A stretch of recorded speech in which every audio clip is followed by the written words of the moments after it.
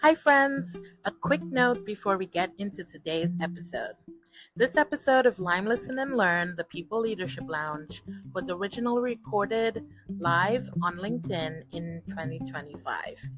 You would definitely hear moments where my guest and I are responding to a live audience during this episode. So let's get into it. Hello, everyone. Welcome to another episode of Line, Listen, and Learn, the People Leadership Lounge. I am your fearless host, Abbiola Ballah, founder of Fern Education Studios, where we help managers lead with ease and intention. And I am so glad to be here for another episode today. And today we have a wonderful, wonderful guest. I can't wait to introduce you to her. But for those who are joining us for the first time, I just want to tell you a little bit about what this space is. So this isn't going to be a panel. It's not a masterclass. It's not a webinar with one of those, like presentation slides and all those things. This is a line. And in Trinidadian culture, where I'm originally from and where I'm located right now, a line is when people come together, we vibe, we kick back, we talk. They have like real talk, right? It's unfiltered, it's honest, it's full of all the vibes. And that is exactly what we're doing here today. And we're doing this as we're talking about leadership, people side of leadership, that tension, that truth, the parts that don't always make it into out of the group chat or into the group chat sometimes, right? So if you're watching live, if you're here live with us, feel free to jump into those comments, say hi. Before we dive in, I have a few community agreements for us. So all of my guests agree to these community agreements and they guide how we show up in this space together. So I want to go through them with you all and I hope you will agree with them too. So it starts with we listen to learn, not just to respond. We bring curiosity and care into the conversation. We speak from our own truth and we stay open to feedback. We acknowledge when we need a pause because sometimes we get vulnerable. So we acknowledge when we need to have that pause. We assume positive intent, knowing that all positive intent does not lead to a positive impact. But we stay accountable. So we stay accountable, right? And we share the space, we share it far, we share it wide, but we do not share the stories that are ours to share. Okay. So let's get into it. We're going to ease into this one. Welcome. It's interesting to me how, this always happens. Once my guest and we like co-create and land on a topic together, something during that week, like after, usually there's a week between, pre-show chat and this, just taking it easy behind the scenes a little bit. And that week, something always pops up for me that connects right back to that topic.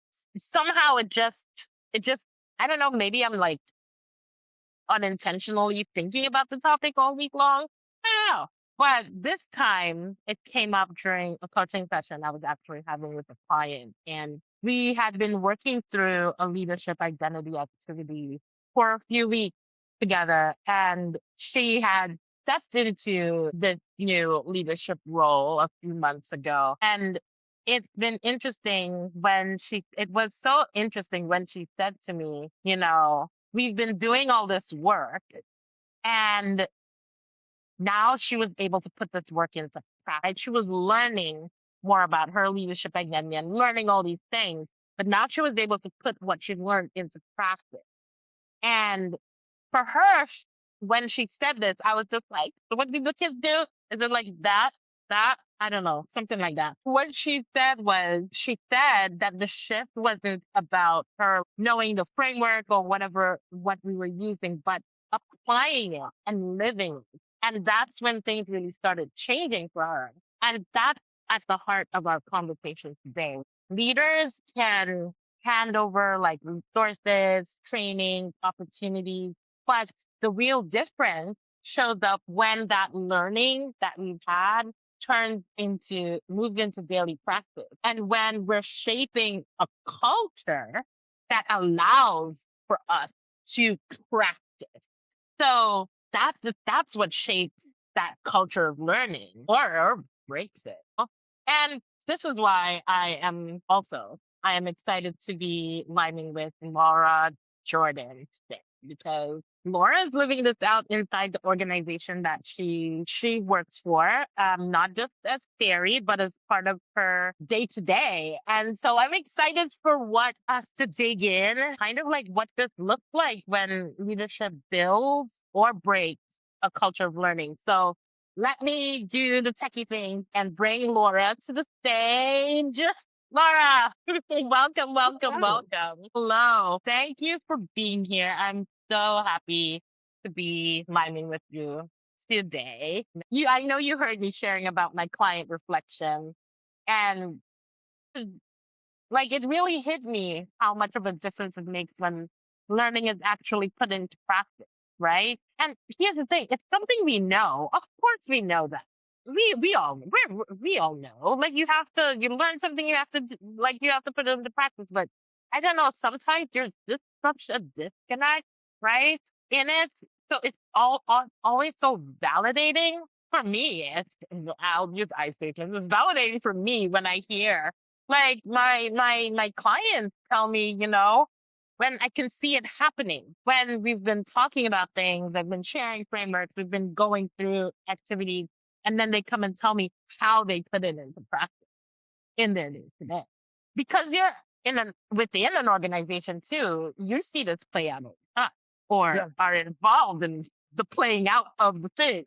You know what I mean? Well, and I Yeah. started off teaching, like I left Mhm. training facilitation and I started off teaching community college and doing training facilitation in workplace in lots of Yeah. different environments. And to me, the joy of the light bulb moment when you're working, when you're Yes. coaching, when you're training, and you can tell the light bulb has gone off and they're figuring out the connections and the goal. Yes. That's like a whole level of high, I That- feel like, right? Like that is a level of like, yes, I'm doing something right. When you It's can witness the like, yeah, it's the absolute best feeling. I remember when I was teaching in Japan, and people would always ask me, "What is the best part?" Well, and I would say people would always ask me. In interviews, they would always ask me, like when I interviewed for a job, they would always ask me, like, "What is the best part of teaching for you?" And that would always be my answer, and not because in a performative way, because it legit was for me that moment when you see someone just go, that's why you've been teaching us so ding.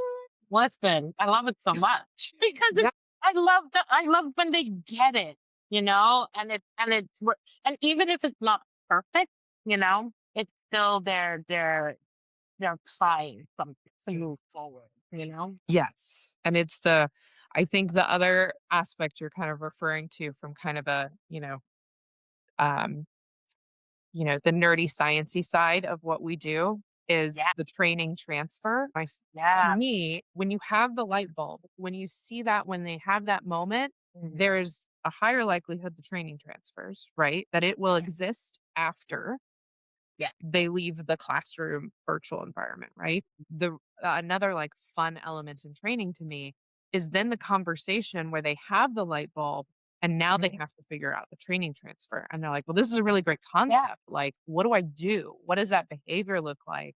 yeah, How do I continue this afterwards? Because I already know this roadblock exists. So when I go mhm, back to my work environment, how do I compete against that roadblock? And then those are the conversations that are also really yeah, invigorating to me of you're not only getting it, but you're also recognizing the mhm, what's hard about taking it from the mhm. classroom experience or the training environment into the real world. Yeah, Because that's also like even myself loves and nerds out and studies it. Like I find that challenge myself in yeah.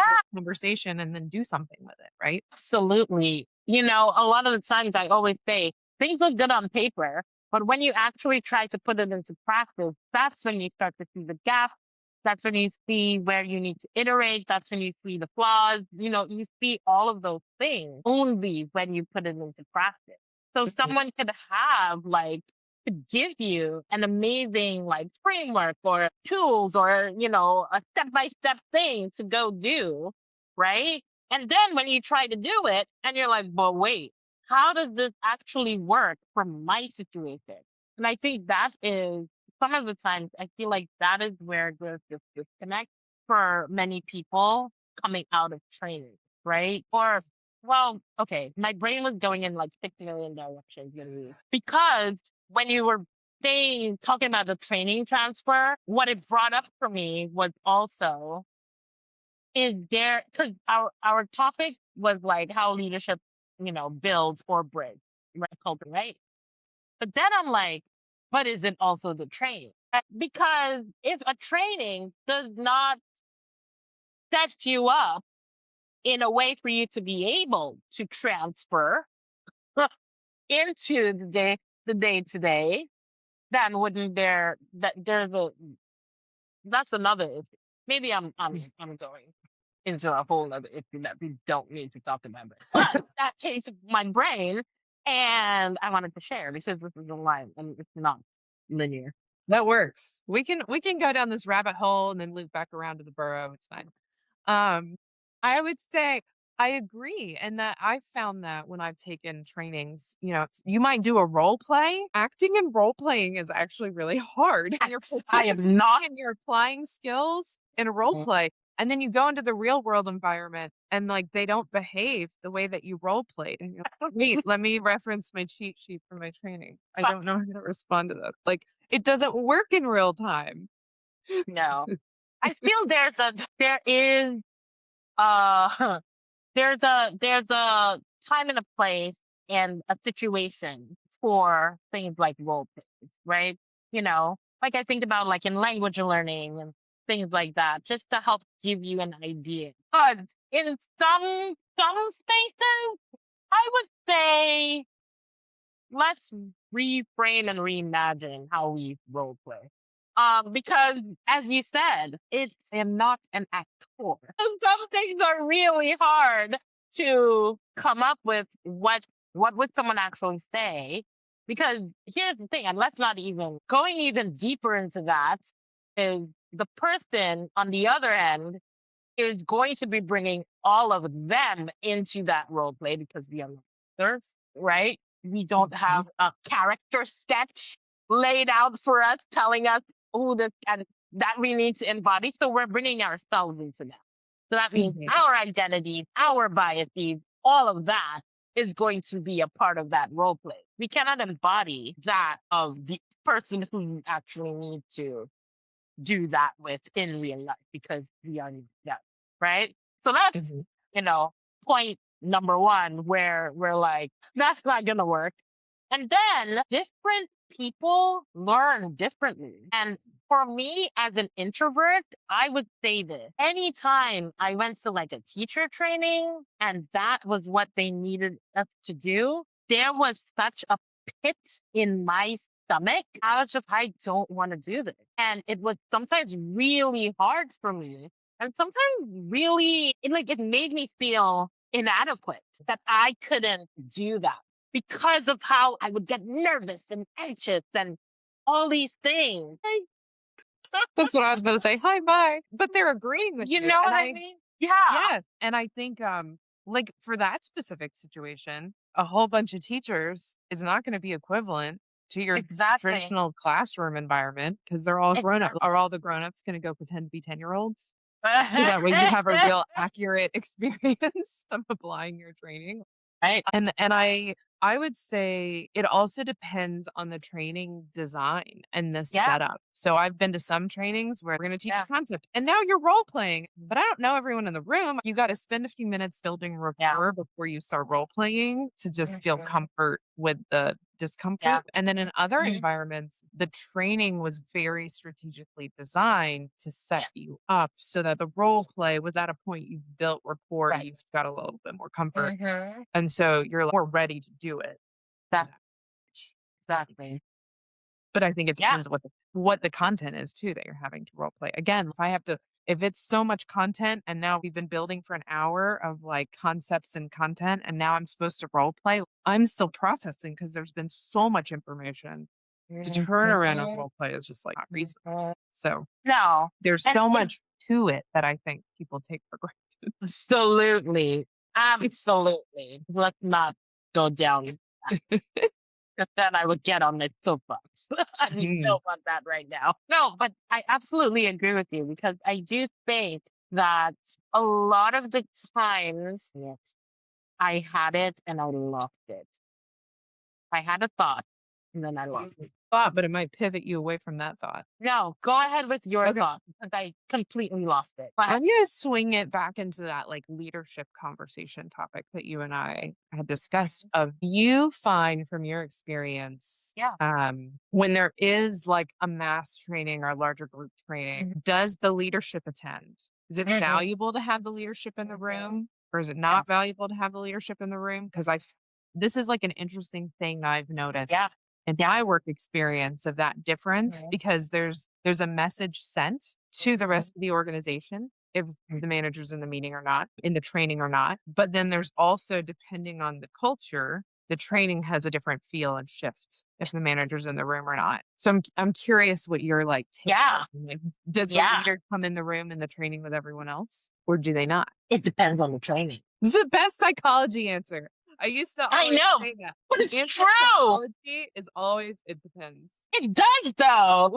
And I'm not using that answer as a cop-out. It really does depend on the training because there are rooms where it just needs to be, for example, the mid-level managers need to be in the room together to have conversation, where the executive team needs to be in a room together to have these conversations. And then there are rooms where they need to come together as a team, as everyone. So I think it really depends. And I think it also really depends on how the room is set up and how the culture is set up, right? So no matter who is in that room, if there is a culture of, I'll walk that sentence back a little bit. If, for example, how I set this space with my agreement, if there are things like agreement and even naming assumptions, so naming the biases you're walking in with as the facilitator, as other people are going to be coming in, that made assumptions other people may be coming in with. If that is named from the beginning and the stage is set in a way, everyone is clear on that, and that is the norm within the culture of the organization, I have seen it make such a big difference in how people show up in a training where their direct supervisors are also a part of the training. So I'll give you an example. I did a training with an organization. It was in person. It was like a 4-hour retreat kind of thing. Everyone was there. It's a small organization, I think around 20 something people. So everyone was there in the training, including the ED, the executive director. But one of the things for me that I always do, we make it very clear what this is about, what the agreements are going to be, there's no hierarchy within that training. There was no hierarchy within that. Everyone is coming in as a human being, not as a role, not as a title. So because of that, I wouldn't say change. See, because of that kind of shifts kind of your mindset in terms of, it helps to shift your mindset in terms of how you can show up. Of course, I'm not saying it's a perfect recipe, right? Of course, for some people, it's still, but my direct supervisor. But there's still going to be that nervousness to speak, that nervousness to share. But what I found is as time went on, you can see people getting more comfortable in the room, realizing, but they're just human too. Based on, again, I think facilitation also plays a big part in it. Who's facilitating these, whether it's in-house, is the in-house facilitator or external facilitator that comes in. That plays a big part in who's in the meeting is able to have a productive meeting. That was not a great sentence, but you know what I mean. I think the setting the tone in the beginning, like you're saying, Yeah. and the facilitator doing a good job of communicating that, and then also kind of creating that environment that, like you were Exactly. saying, it was like 4 hours, so you can Yeah. feel like the structure still in their brains, right? But over the course of the 4 hours, everyone kind of equalizes of we are just humans in the room. But if you don't have the right setup, you don't have the right duration, don't have the right facilitator, that equalizing doesn't happen, right? It It will all doesn't. still be there. It doesn't. And of course, not all the time are you going to have 4-hour meetings. And I think that 4-hour, right? Oh God, please, no, we don't need those, right? We don't need 4-hour meetings every week. But why I'm saying is this is the norm, part of the culture. So even in a 60-minute meet, an hour-long meeting, like we do shorter versions of that. If that continues in every weekly meeting, then people start to say, oh, okay, I guess this is what we're doing. Okay, we're doing this. That repetition causes people to see, oh, repetition is that consistency, right? And it's why I usually start all my lives the same way. Consistency for me. I don't know. Maybe it's my facilitator, my education, teaching background that we just need that consistency because then people know what they're coming into, right? And then that's building, that's how culture, in my opinion, is built. It's not built through one interaction. It's not built through one meeting. It's not built through one training. It's built from that repetition, that consistency of this is what we're building. Let's now keep doing it. And of course, iterating on it after we see what works and what doesn't as we keep going in order to continue, you know? It's like culture, I think, ties back to the behaviors. So you can talk one thing, but if your behaviors send a different message, that ends up creating one culture, regardless of what you're saying the culture is, right? And that's where I think that like setting that tone and having that consistency of that behavior, that expectation, that's what builds a culture of people being willing to share and talk or not willing to share and talk. When you ask for feedback and you get crickets versus, actually having a productive conversation about it. And that was one reason I asked about the leadership in the room, right? Because I've done different kinds of roles in different kinds of communities. So I've worked in community college. I've done contractor work in a military environment where, right, like you talked about status and things like that. They literally wear it on their sleeves. They can't take it off. They literally cannot take it off. Because we're not getting undressed in our workplace. So you're stuck with the status symbol on them inherently through the conversation. And then in a civilian workplace, right? I work for corporate America now in a virtual environment, right? So if you don't know people's names and have like a directory up in the background, you don't always realize who is senior, not senior in those meetings, right? So there's so many different elements, I think, of like what behavior looks like and creating that comfort level through not just the words you're speaking, but the behavior. Are you in the room? Are you participating? Are you on your phone while the talking's going on kind of thing? All of those are behaviors other people pick up. So that translates into the culture sometimes more strongly. And then I'm going to loop it back to the beginning of the conversation with your example of working with that one leader, right? And talking about she had the light bulb. It's about the behavior. Okay, I've got the framework. What does this look like in real life? How does this translate to a behavior? Maybe it's about a behavior creating a consistent introduction to every team meeting. Or maybe it's a behavior of like, I used to joke doing trainings about like making myself shut up, right? Right. And being comfortable in the silence. Like I used to joke, I'm married to an introvert. I can sit here in silence for quite a long time, waiting for you to respond to my question in this training. But I'll notice other people like they'll ask a question And if you don't jump in with a response very quickly, they're still talking, right? And they won't, it's hard to give time for the processing and the feeling comfortable to speak. That was a really long ramble. So now I've lost. No, Where was I going? You're fine. We're fine. It's okay. No, I love that. And I think I absolutely agree with you. I think behavior does tell us how to act. And I also think on the flip side of that is how we interpret certain behaviors too. And I think that also comes in within the culture that we're building, that culture of learning, because here's the thing, because you mentioned something and it popped something in my head. You were like, oh, if someone is on the phone. But what if that person is, you know what, I'll use myself as an example. Not if I'm on the phone, but if all of a sudden my face ends up turning to this side, and like I'm looking away from you and it seems like I'm, having a conversation with someone else, right? You know this, but the others in the audience don't know this.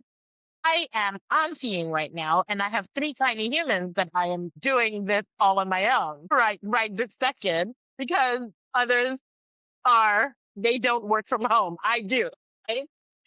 So if I'm there, it's because a 6-year-old is trying to get my attention because there's something that's super important that she needs to say to me that I can't wait until I'm finished.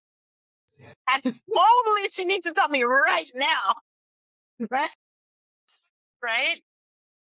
But it might look to others in the audience, if they don't have that context, it may look like, oh, is she just like ignoring Laura and having like a random conversation, or what is she doing over there? Like, look at my behavior. Interpretation of it, if you don't have the full context, might look like this, might look not so great to other people. And I think so I'm getting to my point. I think one of the things in building that culture is also looking at that side of it and building in a culture of us remembering we don't know all the identities and everything, all the context that people are dealing with in that moment. So if you do happen to see someone looking on their phone, benefit of the doubt, maybe it's not that they think, but maybe they have a kid who's having a crisis and they need to just send off a "you'll be great" text real quick to them. You know what I mean? Or, someone, you never know. And I think that I actually saw, I hate to always bring this back on socials, but sometimes when you're like doom scrolling a little bit, I did see a sketch that was about this exact idea somewhere on the interwebs. I remember one clearly. One clearly was a mother in in a coffee shop or a restaurant with a kid, and the kid was just like crazy out on the floor and acting out, and people were passing by. I'm like, look at what she's letting her kids do. And then they flash back to not even an hour before, she had just taken this kid as a foster kid, and he had come from a very, very not great home. So, you know what I mean? So the point I'm getting is that idea of when we're looking at behaviors, yes, we look at behaviors, but we also need to keep in the back of our head, we don't have all of the context about behaviors. So checking our biases, checking our perceptions into, how about we, humanize it a little bit and give people benefit of the doubt with some of those behaviors. I will say, disclaimer, some behaviors are very clear cut. Y'all know. It's not excusing it in all contexts. Exactly. But I think you see a lot in mom things in social media, in military spouse things, right? Positive psychology, give yourself grace. Those kinds of, that's the phrase I try to fall back to, give yourself grace. But it doesn't seem to always get translated into workplace context. No. Of give them grace that they didn't respond to you within the right time frame, and you have to send them a follow-up email asking them for what you need, right? And it's okay to give them, it's okay to bring that same concept into work, again, like you're not excusing a behavior No. necessarily, but thinking about there's a context you don't always know. Mhm. I would say like the other step I've thought of Yeah. in listening to Yeah. you Yeah. Yep. is the communication factor of it. Yep. Like, Absolutely. so I've done informational interviews where I'll take notes Mhm. during the interview. So I'll make Mhm. that comment. If I'm looking over here and I'm typing and things like I'm taking notes of our Yeah. conversation, I just want you to know, like just for my own reference helps me Yeah. remember, kind of think and process in the Yeah. moment Yeah. and whatnot. Or like something popped up and it's flashing at me and like, let me Mhm. take care of this, right? I also have small children. So, like, if the Yeah. phone goes off multiple times, I'm going to be checking it to confirm. Other times, I'm sharing my screen and I know I'm getting work messages in our instant messenger. We use Slack for work. So Mhm. I can't check them while I'm sharing my screen sometimes. So I'll Right. pull up my phone and I'm literally having the work conversation in the meeting, but via my phone as opposed to like Mhm. all the other devices. Yeah. So all of those different context things. But what I find really interesting is people don't always like either explain themselves or Mhm. think to ask. Like, Yeah. hey, do you need to like do you want to just pause the conversation Yeah. and check in with them? Do you need me to Yeah. like hold myself like I don't have a Mhm. problem pausing, rambling at you. So you can respond to the 6-year-old, Right. right? Yeah. But like communicate that. And that's what I Yeah. find really interesting of people communicating or taking that Right. interpretation out of Mhm. context and Oh, then that's absolutely. impacting the work Mhm. behavior, Yeah. the the whatnot. Oh, yeah. You Absolutely. didn't communicate about it. So, Yeah. like, why not just ask? That's what I Yeah. find so interesting. Seems out of these situations, people don't always just ask. What were you thinking? Hey, what was going on? You seemed really distracted in the meeting. Is everything okay? Just ask. Yeah. But Yeah. I don't often get that. I'll say that from my experience of Yeah. I don't always have a manager or colleague who is willing to ask Mhm. me and check in, partly because I think there's some level of like, is it your personal life or blah, blah, blah. Like they don't want to be invading, but it also like, that's how you're going to learn the context to know that Abbiola has small children running around. Or Yeah. I don't today, but I did yesterday have a child home from being sick, Yeah. right? So, like, Yeah. giving that context, both as the person who needs the grace and if you're interacting with someone that you're like, Yeah. I don't think I've never been offended that anyone asks, but Right. I'm not every person. So maybe that's Yeah. where it comes from. People don't ask because they don't want to offend, or they don't ask because they have offended in the past. So, Gone to that because I'm just like nodding on here and my brain is like going, yeah.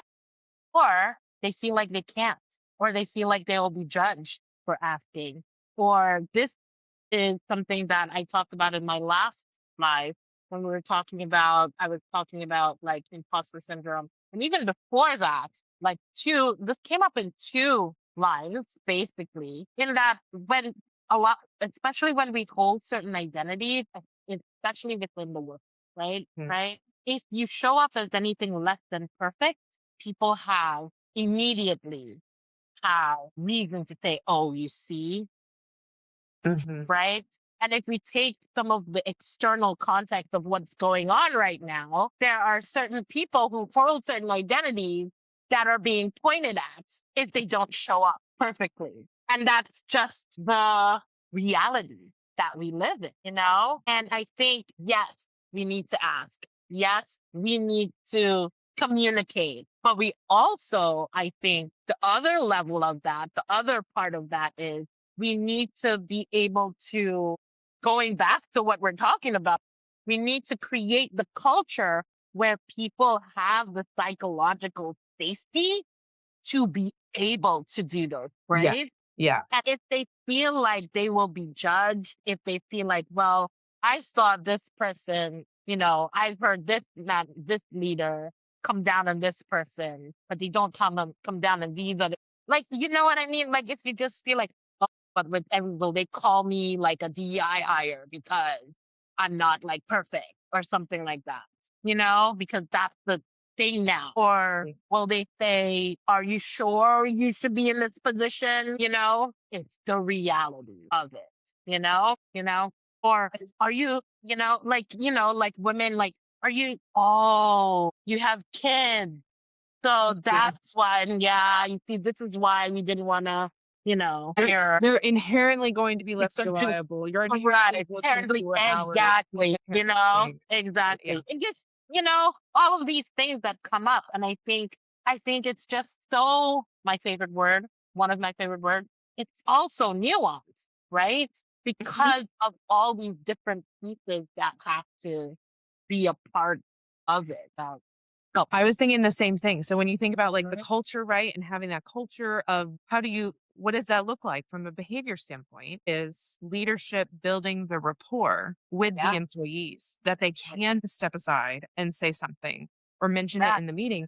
And that's the nuance you're talking about, is knowing your employees, building the rapport with them individually as opposed to only in group settings, right? In team meetings, having the individual rapport and knowing them well enough to know what is the right environment for bringing that up, to be able to know, like, can I Josh and jeer you in the team meeting? Do I poke you and harass you in front of everyone? And you're okay with that? Or does this need to be like I've had a manager who I've never had a poker, let's tangent. I've never had a poker face. That was actually my feedback in grad school, 2-year program. So 1 year we had like a performance review, like a mini performance review thing. And my feedback was, I don't have a poker face and I might need to monitor my face in classes sometimes because I'm like genuinely actively processing in the moment. And apparently that was some of my negative feedback from my peers, which I appreciated. I needed to know that. No one You're not alone. Do the thing. Not alone. So I'm very like, I say that I actively, I'm listening because I'm actively processing and making faces. And I have found people make assumptions about what I'm thinking because of the faces I'm making, but they don't always ask me about it, right? Yeah. And so, like, I've had a manager who pulled me aside after a meeting and was like, "Hey, are you okay? You seemed standoffish. You were sitting like this. You were doing this." Now, sometimes I've always been very comfortable sitting with my arms crossed, but if you read like psychology behavior, that means you're closed off and you're not interested. No, I just like sitting like this. I curl up in my chair, I cross my arms, but I'm not necessarily disengaging from the conversation. But you have to know and learn me to know that part about me. Whereas in that instance, I was like resistant to the conversation. And I didn't agree with the direction everyone was going in. And so I shared that. I didn't agree with it, but the entire rest of the group was agreeing to this movement. I don't have anything to contribute to the extent that they do because they are agreeing to go down this path. And I'm not saying I won't support it and do it, but my brain isn't heading in that, right? Like I can only contribute so much to a work conversation and planning if that's not where my brain was going with this event or this activity. So I'd rather lean back and let them lead because they're getting energy from this idea. They want to plan this type of activity. Let them be the ones who lead the conversation. And I will lean back and I'll support where I can, right? Yeah.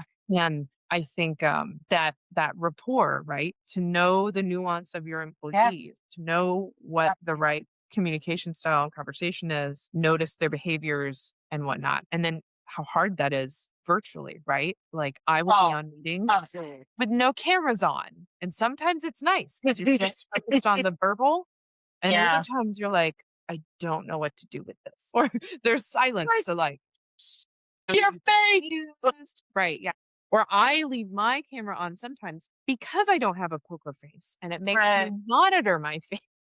And then people are like, oh, it's me today. And I was like, I don't really care. I'm not super camera ready either, as much as this is for my own facilitation. Absolutely. As you're talking, I agree with everything. And what popped into my head, because I don't want to forget this, what popped into my head, here we are talking about a culture of learning, right? And most people will think that we're talking about like resources and, learning your job and learning how to do all these things. But people, you've been listening to us. We're talking about learning who you are interacting with on a daily, learning your people as a leader. Learn about your people. That's so integral, in my opinion, humble opinion, in building that culture of learning. It starts there.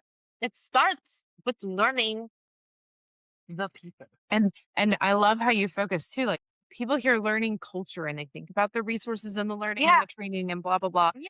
But it's a culture, right? Yeah. And so thinking about what does it mean to have a culture? This is just a kind of a culture, right? Exactly. And then how do you loop in kind of the growth mindset and the learning and having that right element? And you have to know the people to do that. Yeah. That takes learning too.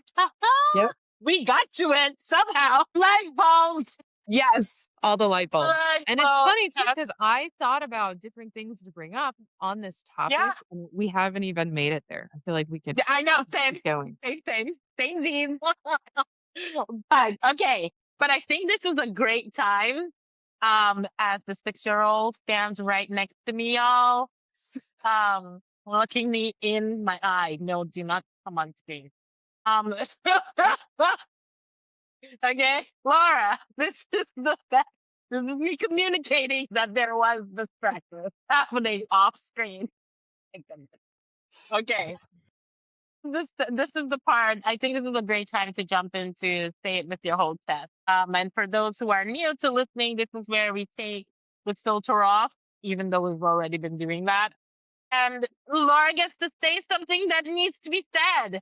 I love this. I love just hearing, it might be, I love just hearing what people have to say. It might be something tender. It might be spicy. It might be something you believe deeply. Whatever it is, Laura, the floor is yours. So I debated about like, do I set this up? Do I warn? Do I, how much like context do you need? But I think I'm just going to say it, warning to everyone. I think that all managers, when you first become a manager, should be required to take a suicide prevention course. I know, a very different kind of context. So I say that because in my work experience, I did kind of resilience support work in the military community.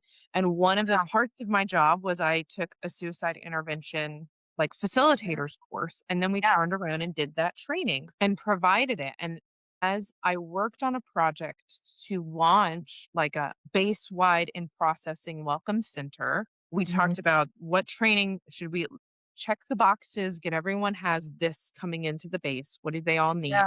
And we're going to make sure we also cover kind of holistically, like physical health as well as mental. And so we took not just the Air Force training that everyone had to do, but also like a third party that we paid for, got trained on, brought in. And everyone who in process through the base had to attend that training and take it as a suicide prevention effort. Yeah. And of course, you get all this kickback. Like, are you trying to tell me everyone who gets assigned to this base is suicidal? Are you telling me like I'm a people manager, all my people are going to be suicidal? We take the Air Force training. Why do I need this extra training? And that was one of those trainings that, again, from a like training facilitator nerd, it was an excellently designed training. Loved it. Was very impressed with that, building people up, building the rapport, feeling comfortable to role play after sitting in the room for so many hours and having certain topics. But it covers this kind of a training, talks about your communication, like talking to someone who's in a difficult place. Right. And all managers are going to have difficult conversations, right? You will have these hard conversations, whether it's about work, a hard work situation, they're going to bring a personal thing into work, and that might be impacting their ability to work, having that difficult personal conversation with them. Right. And so what I would tell people is like, if you can look someone in the eye and say, are you thinking about suicide? You can pretty much have any other conversation you need to have, right? Like any other conversation is virtually easier than having to look and ask that question to a person. And so if you've got that, like, you can read and understand how a conversation is going to realize it's heading towards that topic. Or that it's not, right? And now you've got a totally different frame of reference and like a skill set to have a hard conversation that I think you would genuinely improve like the emotional intelligence of managers in general to like be able to handle the people side of it. Yeah, that is interesting. Yeah, I agree. And I also would immediately initially say maybe not all conversations, because I do feel that that conversation, yes, it's hard to be able to look someone in the eye, and I agree. I absolutely agree. And I think it does set you up for having certain hard conversations. But I think where and I wouldn't say use the word disagree, because it's not like I'm not disagreeing. I think I would just add footnotes. Caveat. I feel like certain conversations where you are the one that have to reflect inwards on your own crap, I think that needs also another kind of skill as well, tacked on Yeah. to what you're talking about. So I think, yes, for certain types of hard conversations, yes, I absolutely agree. Because especially the ones where you need that emotional intelligence to be able to listen and to be able to, you're seeing someone else in a hard time, right? Yeah. But when it comes to conversations where maybe you were the person that caused the harm, That's a fair that's what point, I mean. right? You I need that think there has to be a self-reflection element. there's too. a different type that I think there's a different skill that needs to happen for that one. Whereas for this, I think it the way that conversation is going doesn't put you as the person who caused the harm to have that conversation. So that's where I would add that footnote. It's fair. That's an interesting point. So that would be interesting. Like, what would be what extra I don't know what I want to say, so I just make sounds to add to that. But I do love, that's why I said I agree, but no, because I do think that is I never thought of that, but you're right. And it depends on the training, right? I participated in different kinds of training for different elements of it, right? Being affiliated. So I volunteer with the military community, and that has one set of suicide intervention and awareness training you have to take. And then this was a third party, right? That we were affiliated, contracted with, get trained on. And I very much liked their content. So it also is probably dependent on what program you're using and what that looks like and whatnot. Yep. Oh, always. Definitely. But yeah, no, I think it's definitely a good type of training to have, especially when it comes to being empathetic towards others and being able to say things that may be taboo in society to talk about, ask about, especially within a workplace. So yeah. Love And maybe that. the next level up is that you get trained in facilitating or something, right? I found that that's like a different element of having to facilitate the training and have that awareness. And I'll say from my own kind of, overshare of it, I did not have thoughts of it, but I recognize the symptoms. I've had some of those symptoms and had my own mental health struggle. And so to be in that place and to turn around and speak to it as like a third party, not oversharing my own experience, but like I'm teaching this and like I just described myself, not naming myself, not saying that I did it, but I just used myself as an example, anonymous example, and then that like triggers the self-reflection and whatnot. That was like an awakening aspect of it to me. So I think absolutely there's things that it seems like it should be relegated to a certain space, right? To the mental health community, to these, risk communities, but possibly it's something that should be in the broader population. I think I wanted, I wanted something to make people kind of, so that was my thought. No, I love that. I loved your thought. Absolutely. I do think that I am in 100% agreement that about cross-populating certain training, right? Because it's needed. The skills are needed. And I think people forget about transferable skills, right? And that these are, we're talking about training transferable skills. Transfer, is that the word of the day? I don't know. But there's so many things that give us those transferable skills. And even for me, someone that's why, I love being in facilitator mode, but I also love being in learning mode. And I love looking at learning from like the weird standpoint. I did not think of this one, But now that you said it, guess who's going to be looking up where she can find this training, right? Because I'm like, that is a good one. You know what I mean? Like because transferable skills, right? Yeah. That we can take. Anyways, I also want to be mindful of our time because I can keep going on this. Laura, this was amazing. Thank you so much for being here, for having this conversation with me. And of course, before we wrap, I want to open the floor for you to share where people can connect with you to keep the conversation going. Yes. Well, thank you. I appreciate you having me. Meant a lot to be invited, and I enjoyed it. And I was a little nervous in the beginning, like doing something like this. And you set such a great tone in the beginning to make it a comfortable conversation on wherever our minds go down the rabbit holes. So I am on LinkedIn. You have me connected on this. Laura P.S. Jordan there, and you can see my LinkedIn profile is there. So people are welcome to connect with me there, reach out to me there, and do messages. I enjoy doing coffee chats and things like that if my schedule allows with work and things. So I appreciate the opportunity to just kind of have a nerdy work chat with you. And this is how this started. We just had a nerdy work chat. A random connection on LinkedIn. I know. Coffee, and look where it took me. Look where it is. You can't get rid of me now, y'all.